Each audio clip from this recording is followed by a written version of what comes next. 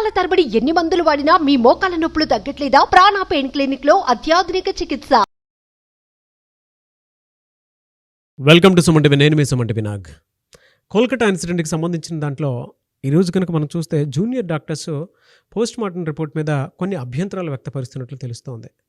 అయితే ఇవాళ supreme court hearings తర్వాత కూడా చాలా విషయాలు వెలుగులోకి రావటం జరిగింది. అండ్ అక్కడ ఉన్నటువంటి గవర్నమెంట్ దీనిపైన ఏ రకంగా చూసుకున్నా కూడా జస్టిస్ త్వరితగతిన వచ్చే అవకాశం ఉందో లేదో అనేటువంటి ఆలోచనతోటి ఆ సైడ్ నుంచి కొన్ని నెగటివ్స్ కూడా చేస్తున్నాయి అనేటువంటి విషయాలు అయితే మనకు చూసేటప్పుడు కొన్ని అర్థమవుతూ ఉంటాయి. ఎందుకు ఇలా జరుగుతుంది, దీనికి సంబంధించినటువంటి వాటిల్లో వెనక హస్తం ఏముంది అని ఈరోజు మనతో పాటు హైకోర్టు అడ్వకేట్ రవీంద్రనాథ్ గారు ఉన్నారు. వారి మాటలు తెలుసుకుందాం. నాగరాజు గారు, జస్టిస్ అభయ అని ఈ కేసు ఏదైతే గడిచిన కొద్ది 54 రోజులుగా ఈ కథనం ఏదైతే కంటిన్యూషన్ అవుతుందో, నిన్న నిరసనకారులకు కూడా ఉవ్వెత్తున వాళ్ళ యొక్క నిరసనలు కూడా తెలపడం జరిగింది. దీనికి సంబంధించి ఇప్పటివరకు ఉన్నటువంటి అప్డేట్స్ నేను మీతో పంచుకునే ప్రయత్నం చేస్తాను. ముందుగా సంజయ్ రాయ్ అండ్ సందీప్ ఘోష్ వీళ్ళిద్దరినీ కూడా నిన్న కంటిన్యూగా రాత్రి 12 గంటల వరకు కూడా విచారణ చేయడం జరిగింది. అంటే ఇప్పటివరకు సందీప్ ఘోష్ని కేవలం ఒక ఫైనాన్షియల్ అలిగేషన్స్, అదేవిధంగా అక్రమాస్తులకు సంబంధించి ఈడీ దర్యాప్తులు చేశారు. కానీ ఈ కేసుకు సంబంధించి అంటే కాలేజీలో ఏం జరిగింది, అంటే ఇప్పటివరకు ఉన్నటువంటి వాళ్ళ యొక్క ఎవిడెన్సెస్ అన్ని తీసుకున్నారు. అంటే ఇందులో కాలేజీలో సందీప్ ఘోష్ యొక్క హస్తం ఉందని ఎప్పుడైతే కన్ఫర్మ్ చేసుకున్నారో, ఈ కేసుకు సంబంధించి జస్టిస్ అభయ సంబంధించి ఏం మార్పులు జరిగాయి, ఇతను చేసినటువంటి ప్రవర్తన ఏమిటంటే పూర్తిగా మనకు వెలుగులో రానప్పుడు కూడా ఎక్స్క్లూజివ్గా ఓన్లీ రాత్రి 12 గంటల వరకు కూడా సందీప్ ఘోష్ని ఈ విచారణ చేసినట్టుగా తెలుస్తుంది మనకి. దీని మీద సంజయ్ రాయ్ని మాట్లాడడం జరిగింది, సందీప్ ఘోష్ని కూడా మాట్లాడడం జరిగింది. ముఖ్యంగా అభిజిత్ మండల్ ఏదైతే తలా పోలీస్ స్టేషన్ అభిజిత్ మండలం కూడా మీకు అభిజిత్ మండలం జరిగినటువంటి డిస్కషన్ ఏం జరిగింది, మీకు ఎప్పుడైతే ఇన్ఫర్మేషన్ వచ్చిందో ఈ ఇన్ఫర్మేషన్ అభిజిత్ మండలికి మీరు ఎందుకు మాట్లాడాల్సి వచ్చింది, అభిజిత్ మండలికి మీకు జరిగినటువంటి ఈ డిస్కషన్స్ అంటే వాళ్ళ దగ్గర టోటల్ కాల్ డేటా మొత్తం తీసుకున్నారు కాబట్టి మీరు ఇలా ఎందుకు మాట్లాడాల్సి వచ్చింది అని సందీప్ ఘోష్ని డైరెక్ట్గా క్వశ్చన్ చేస్తుంటే, సందీప్ ఘోష్ కొన్ని ప్రశ్నలకు సమాధానం చెప్పడం జరిగింది, కొన్ని ప్రశ్నలకు సమాధానం చెప్పలేకపోయాడు. అయితే ఇతనికి తెలియకుండానే సందీప్ ఘోష్ మీద మరొక కీ పర్సన్ ఎవరో ఇన్వాల్వ్మెంట్ ఉందని మనం మొదటి నుంచి సస్పెక్ట్ చేస్తున్నాం. ఒక DNA పర్సన్ ఉన్నారని మనం ముందు నుంచి మాట్లాడడం జరిగింది. దానికి సంబంధించి మనకు కూడా కొన్ని విషయాలు వెలుగులోకి వచ్చాయి. దాన్ని నెక్స్ట్ ఎపిసోడ్లో మనం ఓన్లీ ఎక్స్క్లూజివ్గా డీకి సంబంధించి కొన్ని విషయాలు నేను మీకు వెలుగులో తీసుకొస్తాను. అయితే జరిగిన విషయాలు ఈ ఎపిసోడ్లో మనం మాట్లాడుకుంటున్నాం కాబట్టి దీనిలో సందీప్ ఘోష్కి ఎవరైతే ఇన్ఫ్లుయెన్స్ చేశారు, ఎవరి నుంచి ఇతనికి ఆదేశాలు అందాయి, ఏ ఆదేశాలకు అనుగుణంగా సందీప్ ఘోష్ అలా ప్రవర్తించాడు, అంటే కేవలం తనకు ఇండివిజువల్గా తను మాట్లాడడం జరిగిందా, ఎవరి ఆదేశాలైనా తీసుకొని మాట్లాడడం జరిగిందా అన్న విషయం మీదే కంటిన్యూగా రాత్రి 12 గంటల వరకు, అంటే బుధవారం రాత్రి మంగళవారం ఉదయం మొదలుపెట్టారు 10 గంటలకి, కంటిన్యూగా నాన్ స్టాప్గా 14 గంటల పాటు అతనికి ఇంటరాగేషన్ చేశారు సిబిఐ పోలీసులు. అంటే దర్యాప్తుని ఇంకా వేగవంతం చేసుకునే వీళ్ళ ప్రక్రియలో నిజంగా మన నిన్న మంగళవారం రాత్రి జరిగినటువంటి ఏదైతే దర్యాప్తు ఉందో డెఫినెట్గా మాత్రం కీలకమైన విషయాలు రాబట్టారు సిబిఐ వాళ్ళు. అంటే ఇప్పటివరకు జరపలేదా సార్, కాదు జరిపారు. అవన్నీ ఎవిడెన్స్ అన్ని కలెక్ట్ చేసుకొని పెట్టుకొని డైరెక్ట్గా క్వశ్చన్ ఫామ్ పెట్టుకొని సందీప్ ఘోష్ ఇంటరాగేట్ చేశారు. అదేవిధంగా సంజయ్ రాయ్ని కూడా ఇంటరాగేట్ చేశారు. సంజయ్ రాయ్ చెప్పేది సందీప్ ఘోష్ చెప్పేది కొంత విభేదించినట్టుగా ఉంది. అయితే ముందుగా మనం అనుకున్నట్టుగా సంజయ్ రాయ్ కేవలం అక్కడ వేరే పర్సన్ని సర్వీస్ చేయడానికి వెళ్ళలేదు, అభయని మర్డర్ చేసే విషయంలో కొంత కీలకమైన పాత్ర పోషించినట్టుగా కొన్ని విషయాలు మనకు వెలుగులోకి వచ్చాయి. అది ఎంతవరకు కన్ఫర్మేషన్ ఉంది, మనం కన్ఫర్మేషన్ చేసుకొని చెప్దాం నాగరాజ్ గారు. దీనికి సంబంధించి ఇంకొకటి ప్రధాన విషయం ఏంటంటే పోస్ట్ మార్టం అటాప్సీ రిపోర్ట్. ఇక్కడ జూనియర్ డాక్టర్లు ఏదైతే ఇక్కడ నిరసన తెలుపుతూ ఉన్నారో ఇందులో భాగంగా నిన్న కొంతమంది జూనియర్ డాక్టర్లు వెలుగులోకి వచ్చి వాళ్ళొక ఎవిడెన్స్ బయటికి ప్రెస్కి రిలీజ్ చేశారు. అందులో ఏంటంటే మేము అటాప్సీలో పార్టిసిపేట్ చేశాము, మా సంతకాలు కూడా ఉన్నాయి, మేము సంతకాలు పెట్టినటువంటి అటాప్సీ రిపోర్ట్ ఒకటి మనకు వచ్చింది. మన ఈ వీడియోతో పాటు అది కూడా ప్లే చేయండి నాగరాజ్ గారు. సో అటాప్సీ రిపోర్ట్ ఆ జూనియర్ డాక్టర్స్ ఏం చెప్పారంటే, మేము అక్కడ పార్టిసిపేట్ చేసాం. ఫోరెన్సిక్ డాక్టర్ డాక్టర్ అపూర్వ బిశ్వాస్ ఏదైతే మా యొక్క ఈ పోస్ట్ మార్టంకి నేతృత్వం వహించాడో అతని క్యాప్టెన్ ఆఫ్ హెడ్గా ఉన్నాడు. మాతో పాటు గైనిక్ డాక్టర్స్ 2 ఉన్నారు. అదేవిధంగా న్యూరాలజీ డాక్టర్స్ ఒక డాక్టర్ పార్టిసిపేట్ చేశారు. ఫోరెన్సిక్ సంబంధించి డాక్టర్ ఈ అపూర్వ బిశ్వాస్ పార్టిసిపేట్ చేశారు. 2 రెసిడెంట్ డాక్టర్స్, ఒక PGT స్టూడెంట్ కూడా మాతో పాటు ఉన్నారని చెప్తూ ఒక 5 డాక్టర్ల సిగ్నేచర్, అంటే మొత్తం పోస్ట్ మార్టం రిపోర్ట్ వెలుగులోకి తీసుకొని రాలేదు, కొన్ని సుప్రీంకోర్టు గైడ్లైన్స్ వల్ల టోటల్ పోస్ట్ మార్టం రిపోర్ట్ తీసుకున్నప్పుడు కూడా కింద సిగ్నేచర్స్ అయితే ఏం పెట్టారు, మేము మేము దీన్ని కన్ఫర్మ్ చేస్తున్నామని చెప్తూ జూనియర్ డాక్టర్స్ యొక్క బృందం ఒక 5 సంతకాలు పెట్టిన ఒక లెటర్ని బయటకు రిలీజ్ చేయడం జరిగింది. ఈ విషయం గురించి మనం ఎందుకు మాట్లాడుకుంటున్నాం అంటే, పోస్ట్ మార్టం మేము చేసేటప్పుడు మాకు తెలియకుండానే చాలా ఫోర్స్ మా మీద ఉంది.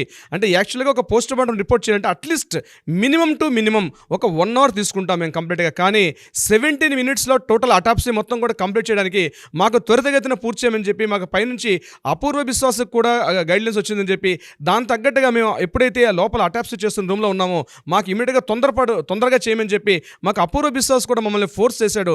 అందుకని మేము ఇమీడియట్గా చెక్ లిస్ట్ అంటే మాకు రాసుకునేటప్పుడు అటాప్సీ చేసేటప్పుడు ఎలా ఉంటుందంటే, ఒకరు చెక్ చేస్తుంటారు. ఈ టోటల్ అటాప్సీ రిపోర్ట్ మొత్తం కూడా వీడియోగ్రఫీ చేశారు.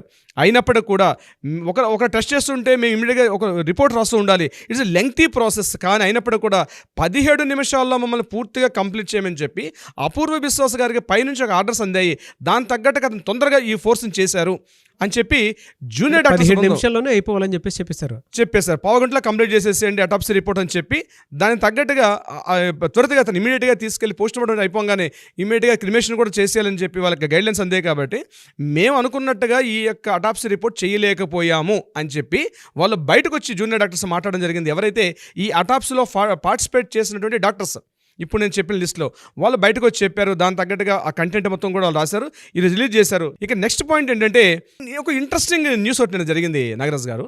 ఒకటి ఇవి ఇలా జరుగుతుండగానే జూనియర్ డాక్టర్స్ యొక్క ప్రతినిధుల బృందం మొత్తం కూడా ఆర్జికర్ మెడికల్ కాలేజీలో ప్రిన్సిపాల్ ఛాంబర్కి ఎదురుగుండా ఉన్నటువంటి పీజీబీ గార్డెన్స్ ఎదురుగుండా ఒక శిల్పాన్ని ప్రతిష్ఠించారు జూనియర్ డాక్టర్లు. ఆ శిల్పపు ప్రతిమ ఎలా ఉంటుందంటే, ఒక ఏడుస్తున్నట్టు ఆక్రందనలతో అరుస్తున్నటువంటి ఒక అమ్మాయి యొక్క ఆక్రందన, అంటే టోటల్గా హెయిర్ అంతా ఉండి గొంతు తరుస్తున్నట్టుగా ఒక శిలా విగ్రహాన్ని, ఒక శిల్పాన్ని అక్కడ ప్రతిష్ఠించారు. ఆ శిలా విగ్రహం ఎలా ఉంటుందంటే, గట్టిగా అరుస్తున్నటువంటి ఒక అమ్మాయి యొక్క శిల్ప ఆకాశాన్ని చూస్తూ గట్టిగా అరుస్తున్నటువంటి ఒక నల్ల రాతితో చేసినటువంటి ఒక fibre glass, black colour fibre గ్లాస్తో చేసినటువంటి ఒక ఆక్రందన, ఒక ఆర్తనాదాన్ని గట్టిగా వెలుగుతూ ఆకాశానికి రోధిస్తున్నటువంటి ఒక శిల్పాన్ని అక్కడ ప్రతిష్ఠించడం జరిగింది నిన్న జూనియర్ డాక్టర్స్. ఆ శిల్పాన్ని చెక్కినటువంటి అభయ ఆత్మ న్యాయం కోసం ఏడుస్తుందేమో అన్న భావన కలుగుతుంది మా మనసులో. చాలా బాధ అనిపించింది సార్ నాకు. సో ఆ అమ్మాయి యొక్క ఆర్తనాదం ఎలా ఉందంటే, కంప్లీట్గా చెవుల మీదకి పూర్తిగా ఆ యొక్క హెయిర్ అంతా ఫాలో అయిపోయి ఆ అమ్మాయి గొంతెత్తి ఎవరో తన దేహాన్ని గట్టిగా చిదిమేస్తుంటే ఆ ఫీలింగ్స్ అన్నీ కూడా ఎక్స్ప్రెషన్స్ ఫేస్లో ఎట్లా వస్తాయి, ముఖంలో ఎంత బాగా ప్రతిబింబిస్తుంది అన్నది ఆర్టిస్ట్ అయినటువంటి ఆసిత్స్ అయినటువంటి ఒక శిల్పకారుడు అద్భుతంగా చెక్కినటువంటి ఫైబర్ గ్లాస్తో చేసినట్టు ఒక నల్లగా ఉన్నటువంటి, అంటే black age indicates is the ఒక ఆక్రందన, ఒక అనైతికాన్ని నిదర్శనంగా చూపిస్తుంది బ్లాక్ కలర్. ఆ బ్లాక్ కలర్లో ఉన్నటువంటి ఒక శిలా విగ్రహం చూసిన వాళ్ళందరూ కూడా కాసేపు ఇప్పుడు మీరు ఇందాక అన్నట్టుగా అబ్బా అంటే చూడంగానే చాలు, అంటే ఎన్నో వేల భావాలను పలికించే ఒక శిల్పాన్ని అక్కడ ప్రతిష్ఠింపజేశారు. నాకైతే మీరు అలా చెప్పేటప్పుడు మా ఇంట్లో వాళ్ళు గుర్తొచ్చారు సార్ నాకు. అంటే మనకి అనిపిస్తూ ఉంటుంది కదా, మనకు తెలియకుండా ఇప్పుడు మన ఇంట్లో వాళ్ళే ఎక్కడంటే అక్కడ తిరుగుతూ ఉంటారు మామూలుగా, ఏ కూరగాయలకనో లేదంటే ఆఫీసులకనో వెళ్ళడానికి అని చెప్పేసి. బట్ ఎంత దారుణమైనటువంటి హింసకు గురవుతున్నారు అనుకున్నటువంటి ఆలోచన వస్తుంటేనే చాలా భయంగాను ఆందోళనగాను అనిపించింది నాకు. నిజం సార్, అసలు మనకి ఇలా అనిపించిందంటే ఎంటైర్ వెస్ట్ బెంగాల్ ఇంకా దారుణంగా రెస్పాండ్ అయ్యి ఉంటుంది అసలు దీని మీద. అవునండి నాగరాజు గారు, మీరు చెప్పేది 100% రైట్. మన తల్లిగా, మన చెల్లిగా, మన సోదరిగా ఎన్నో పాత్రలు పోషిస్తున్న ఒక మహిళ. మన జీవితాల్లో మహిళ లేనటువంటి జీవితాన్ని మనం ఊహించుకోవడం చాలా దుర్లభం, చాలా కష్టం. అడుగడుగున చిన్నప్పటి నుంచి మన ప్రతి స్థాయిలో కూడా అమ్మాయి ఉంటుంది. హాస్పిటల్కి వెళ్తామండి, ముఖ్యంగా నాగరాజు గారు, ఏదో గాయం తగిలి వెళ్తాం, లేదా తెలియకుండా వ్యాధితో వెళ్తాం హాస్పిటల్కి, బాధతో వెళ్తాం. వెళ్ళేటప్పటికి మనకి ఇమ్మీడియట్గా సిస్టర్ని పిలుచుకుంటామండి. మనం వాడే వర్డ్ ఏంటంటే సిస్టర్ అని పిలుస్తాం. మనం అక్కడ ఉంటుంటే వర్డ్ని సిస్టర్ వస్తారు, మనకి అది ఇంజెక్షన్ ఇవ్వడం కానీ, నర్సింగ్ డాక్టర్ గారు వస్తారు, చెక్ చేస్తారు, it's part of. But sister part, nursing పార్ట్లో ఉన్న సిస్టర్ చేస్తారు. అందుకని మనం ప్రేమతో సిస్టర్ అని పిలుచుకుంటాం. హాస్పిటల్కి వెళ్తే పిలవాల్సిన వర్డ్ కూడా అదే సిస్టర్ అని. అక్కడ మనం వేరే దృక్కోణం ఉండదు. కానీ ఎంత క్రూర మృగాలండి వాళ్ళకి, ఎట్లా అనిపిస్తుంది అసలు వాళ్ళకి.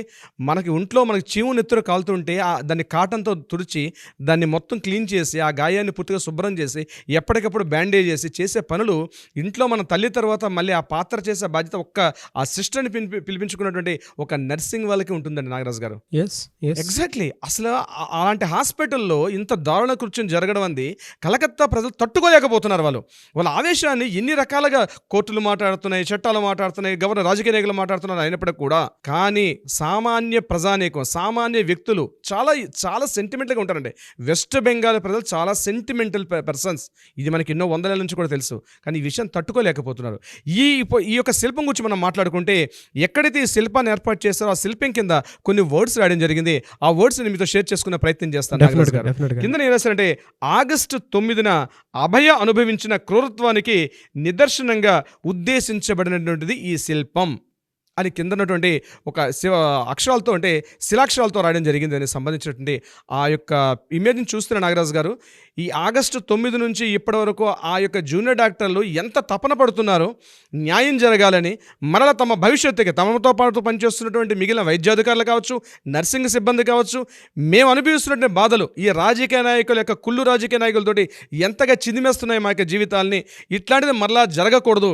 జరిగిందేదో జరిగింది ఇప్పటిదాకా. ఇప్పటికైనా న్యాయస్థానాలు ముందుకొచ్చి మాకు సరైన తీర్పు ద్వారా అటు అమ్మాయికి న్యాయం జరగాలి, మేము పనిచేస్తున్న మా వైద్య సిబ్బందికి కూడా సరైన భద్రతాపరం రక్షణ చర్యలు ఉన్నప్పుడే మేము ప్రజలకు మరింత సేవ చేయగలుగుతాం అనే విషయం మీద వాళ్ళ శిల్పం దగ్గరకు వచ్చి మాట్లాడిన మాటలు చాలామంది వేలాది హృదయాలను రంజింపజేసాయి. నాగరాజు గారు, ప్రీవియస్గా పనిచేసిన వాళ్ళు, ప్రస్తుతం పనిచేస్తున్న న్యాయవాదులు అందరూ కూడా కలిసి ఒక సమూహంగా ఏర్పాటి ఒక సెమినార్ని ఏర్పాటు చేసుకున్నారు నిన్న వెస్ట్ బెంగాల్ నుండి రవీంద్ర సదన్ బిల్డింగ్లో. వీళ్ళక్కడ చెప్పింది ఏంటంటే, రాష్ట్రంలో నాట్ ఓన్లీ వెస్ట్ బెంగాల్ కాదు, ఎక్కడైనా సరే దేశంలో కావచ్చు, ఎక్కడైనా సరే న్యాయాధికారులు కావచ్చు, న్యాయవాదులు కావచ్చు, న్యాయాన్ని పోరాటం చేస్తారు, న్యాయాన్ని ప్రతిష్ఠింపజేస్తారు రాష్ట్రంలో శాంతి భద్రతల నిమిత్తం. ఎప్పుడైతే రాజకీయ వ్యవస్థ భ్రష్టు పట్టిపోతుందో అప్పుడు జ్యుడిషియరీ వ్యవస్థ దాన్ని న్యూట్రలైజ్ చేయడానికి పనిచేస్తుంది. కానీ ఈరోజు రాష్ట్రంలో పరిస్థితి ఏంటంటే, ప్రతి చిన్న విషయాన్ని రాజకీయ నాయకులు పరిపాలిస్తున్నారా, జ్యుడిషియరీ వ్యవస్థ పరిపాలిస్తుందా? జ్యుడిషియరీ వ్యవస్థ పరిపాలించే పరిస్థితి కాదు. ప్రతి విషయానికి ఈరోజు దేశంలో ఎంత సెన్సిటివ్ అయిపోయిందంటే, నాగరాజు గారు వాళ్ళు మాట్లాడిన మాటలు నేను చెప్తున్నాను, ఎంత సెన్సిటివ్ అయిపోయిందంటే ప్రతి చిన్న విషయాన్ని కూడా జ్యుడిషియరీ మీద ఆధారపడాల్సిన పరిస్థితి వచ్చేసింది. మనం ప్రతి విషయానికి రాజకీయ నాయకులు ఏం చేస్తున్నట్టు, మన ద్వారా ఎన్నుకున్నటువంటి నాయకులు, మంత్రులు, మినిస్టర్లు వీళ్ళు చేస్తున్న పని ఏమిటి? మేము చేయాల్సిన పని మేము ఎంతవరకు? ఎప్పుడైతే రాజకీయ నాయకులు తప్పుదో పడితే, ఎప్పుడైతే బ్యూరోక్రాట్స్ తప్పుదో పడితే వాటిని సమన్యాయం చేయడానికి ఉంటుంది జ్యుడిషియరీ వ్యవస్థ. కానీ జ్యుడిషియరీ వ్యవస్థ పరిపాలన ఎప్పుడూ చేయదు. ఈ విషయాన్ని ప్రజలు గుర్తించాలి. కేవలం మేము దిశానిర్దేశం మాత్రమే చేయగలుగుతాం తప్పించి పరిపాలన చేసే పరిస్థితి మాది కాదు. కానీ రాజకీయ నాయకులు భ్రష్టత్వాన్ని పొందినప్పుడే ఇటువంటి అగాయిత్యాలు బయటకు వచ్చే వెలుగులోకి వస్తాయి. ఈ విషయాన్ని వాళ్ళు ఎందుకు మాట్లాడాల్సి వచ్చిందంటే, నాగరాజు గారు, ముఖ్యంగా ఈ సెమినార్ హాల్లో ఉన్నటువంటి న్యాయవాదులు ఎప్పుడైతే ఈ అభయ సంబంధించినటువంటి ఇష్యూ కంటిన్యూగా 53 రోజులుగా ఎప్పుడైతే డిస్కషన్ అవుతుందో, జూనియర్ డాక్టర్ల మీద, అంటే ప్రభుత్వ వ్యవస్థ, అంటే ఆల్రెడీ ఉన్నటువంటి గవర్నమెంట్ కాలేజీల్లో పనిచేస్తున్నటువంటి ప్రభుత్వాధికారుల మీద, అదేవిధంగా పనిచేసిన స్టూడెంట్స్ మీద మెమోస్ వెళ్తున్నాయి. స్టూడెంట్స్ని ఎగ్జామ్స్కి రానివ్వకుండా మీరు కానీ పార్టిసిపేట్ చేస్తే, అందులో నిరసనలో పార్టిసిపేట్ చేసిన అదేవిధంగా మీరు అభయకు సంబంధించి మీరు ఏ రకమైన కార్యకలాపాలు మీరు పార్టిసిపేట్ చేసినట్టయితే మిమ్మల్ని కాలేజీని సస్పెండ్ చేస్తున్నాం, మీకు ఎగ్జామ్స్లో పార్టిసిపేట్ చేయనివ్వం, మీకు ఎగ్జామినేషన్లో పాటు మిమ్మల్ని ప్రమోట్ చేసే అవకాశం కూడా లేకుండా మిమ్మల్ని అంటే ఒక దమన నీతి అంటారు చూసారా నాగరాజు గారు, అంత దమన నీతి ఈరోజు కూడా మమతా బెనర్జీ ప్రభుత్వం ఆ రాష్ట్రంలో ప్రవర్తిస్తుంది. ఒక పక్క సుప్రీంకోర్టు ఇంత దీన్ని సుమోటోగా తీసుకుని మాట్లాడుతున్నప్పటికీ, కలకత్తా హైకోర్టులో డిస్కషన్ అవుతున్నప్పటికీ కూడా, సెల్డా కోర్టులో డిస్కషన్స్ అవుతున్నప్పుడు కూడా, దేశవ్యాప్తంగా ఉన్నటువంటి ఎంటైర్ టోటల్ ప్రజలందరూ కూడా ఈ ఇష్యూ గురించి మాట్లాడుకున్నప్పుడు కూడా, మమతా బెనర్జీ ఇప్పటికి కూడా ఒక రాష్ట్ర ఆరోగ్య శాఖ మంత్రిగా తన విధి విధానాలు చేయడం మానేసి పూర్తిగా స్టూడెంట్స్ ఎవరినైతే దమన నీతితో అంచే ప్రయత్నం చేస్తున్నా తప్పించి వారికి ఒక దిశానిర్దేశం ప్రయత్నం చేయలేకపోతుంది. దీనికి ఉద్దేశించి ఈ యొక్క న్యాయవాదులందరూ మాట్లాడింది ఏంటంటే, రాష్ట్రంలో జ్యుడిషియరీ వ్యవస్థ కేవలం మేము దిశానిర్దేశం చేయగలుగుతాం, ఈ చట్టాలు ఎలా ఉన్నాయి న్యాయం చేయగలుగుతాం తప్పించి పరిపాలనా యంత్రాంగాన్ని మాత్రం చేసే డ్యూటీ మాది కాదు. ఇప్పటికైనా ప్రజలు తెలుసుకోవాల్సిన ఆవశ్యకత ఉంది. మమతా బెనర్జీ గారిని ఇమీడియట్గా బయటకు వచ్చి ఈ విషయం మీద ఆరోగ్య శాఖ మంత్రిగా రిజైన్ చేసి బయటకు వచ్చి ఒక ముఖ్యమంత్రిగా కంప్లీట్గా శాంతి భద్రతలు ఎప్పుడైతే ఏర్పాటు చేయగలుగుతుందో ఈ విషయం అనేది అప్పుడు ఆగుతుంది, కొత్త చట్టాలు అమల్లోకి వచ్చే ప్రయత్నం చేస్తుందని చెప్పి న్యాయవాదులు మాట్లాడుకోవడం జరిగింది. నాగరాజు గారు, ఏదేమైనా దీనికి సంబంధించినటువంటి వాటిలో లోతుగా ఆలోచించాల్సి వస్తే మన మనోవేదన, మన సంబంధించినటువంటి ఎమోషన్స్ చాలా ఎక్కువ ఉన్నాయి. నేచర్లో ఆడవాళ్ళు అంటే ప్రకృతితో పోల్చి చూస్తాం మనం ఒక్కొక్క దేవతలాగా. దీనికి సంబంధించినటువంటి వాటిలో ఇక అమ్మవారి నవరాత్రులు కూడా నడుస్తున్నాయి కాబట్టి ఇంకా ఆవిడే చూసుకోవాలి ఏ విధంగా ఉంటుంది అనేది. ఏదైనా we want justice, we demand justice. Thank you so much Ravindranath garu. Thank you so much Nagaraju గారు.